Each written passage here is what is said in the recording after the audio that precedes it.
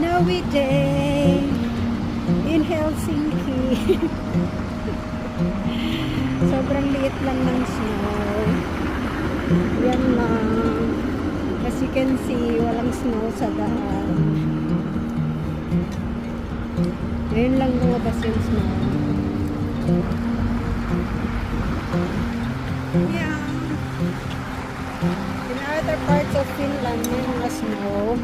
Ayan yung sa gloves ko. Papunta kaming badminton. So, yan lang ang snow. As of this time. As of this December. Although may mga snows naman. Mga nakaraan. Linggo. Kaso lang hindi siya matagal kasi kung nag-snow ng isang araw. Natutunaw siya agad. Aside sa tinutunaw ng ulan, binubukusan din nila ng asin. Kaya natutunaw siya. So, ganito lang ang winter sa Helsinki. Although sabi naman nila na hindi daw normal. Hindi daw siya ganito usually ang December dito sa Helsinki. Kasi mostly naman super snowy. Pero dito naman sa Helsinki, kahit sobrang kapal na ng snow sa ibang lugar, dito is mga 1 or 2 inches lang ang kapal ng snow. And also, of course, as I have said, natutunaw siya agad kasi binubuhusan nila ng asin para matunaw.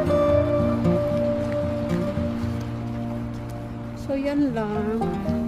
Papunta akong Kisahali or Dolong Sports Hall. Lalaro kami ng badminton. Hanapin pa lang namin kasi first time kami dito. Hopefully, mapaglaro. Kasi yung ipasi ko, ma-i-expire na siya this December. So, kailangan na siyang gamitin. Sayang naman. Kasi pag hindi siya nagamit, ang ipasi is a benefit na nakukuha namin every year sa company. So, hanggang December lang yan in a year.